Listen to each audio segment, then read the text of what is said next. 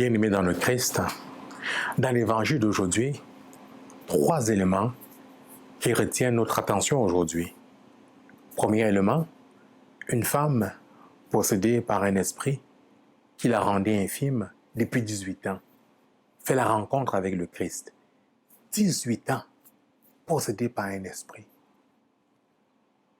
Curieusement, lorsque certains parlent de démons ou de possession, on dit qu'ils ont disjoncté, qu'ils ont des problèmes psychologiques. Alors que le mal existe, alors que le démon existe. Mais le démon existe sous différentes formes.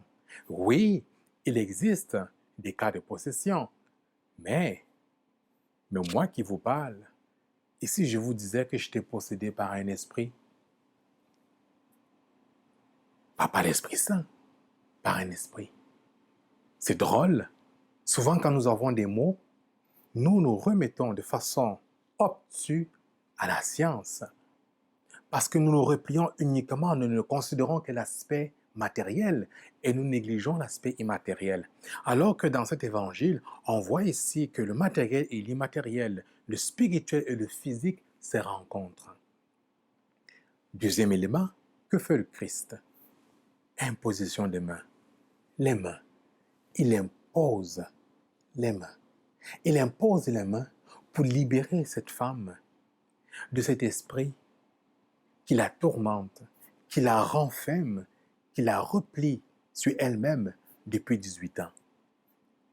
Et quand on regarde de près nos vies, quand on regarde parfois les blocages que nous avons sur le plan physique, souvent, ils sont liés à des situations émotionnelles qui sont enfuies en nous, que nous traînons depuis de longues années.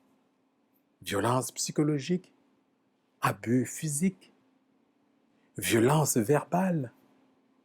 Lorsqu'on dit pendant des années, on martèle à une personne qu'elle n'est bonne à rien, qu'elle ne servira jamais à rien dans la société, comment voulez-vous que la personne se développe physiquement, psychologiquement et spirituellement?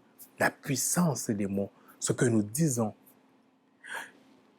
Nous réalisons donc ici où nous prenons conscience à travers cet évangile que certains problèmes émotionnels, certains chagrins, certaines situations, événements vécus dans notre vie peuvent avoir un impact sur le plan physique.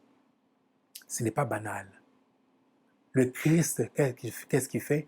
Il se fait proche, il touche, il réconforte, il donne une guérison physique à partir de quelque chose qui est vécu sur le plan spirituel ou qui arrive sur le plan spirituel. Nous ne pouvons pas négliger les deux. Peut-être parfois notre corps nous parle, nous lance des signaux d'alarme par rapport à notre état physique, par rapport à notre état spirituel ou psychologique. Troisième élément, le Christ, en fait, on lui reproche de faire miséricorde le jour du sabbat. Comme si il y avait un jour pour Dieu d'aimer, de manifester sa fidélité. Vous rendez-vous compte, bien-aimés dans le Christ, le dimanche, qui pour nous est jour de résurrection, jour de fête, que l'on pourrait considérer, comme dans la tradition juive, comme jour du sabbat, si je peux me permettre ainsi. Différentes religions ont une journée, comme nos frères musulmans, c'est le vendredi, nos frères juifs le samedi, nous le dimanche. Ce jour est un jour de fête, jour de joie. C'est le jour, par excellence même, si je puis me permettre, où Dieu fait grâce. Ce qui me surprend, justement, quand le dimanche, certains négligent ça et banalisent le dimanche.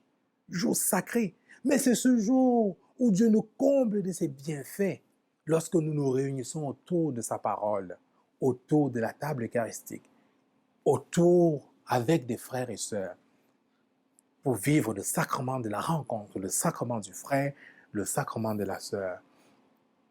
Vous voyez un évangile tellement riche, tellement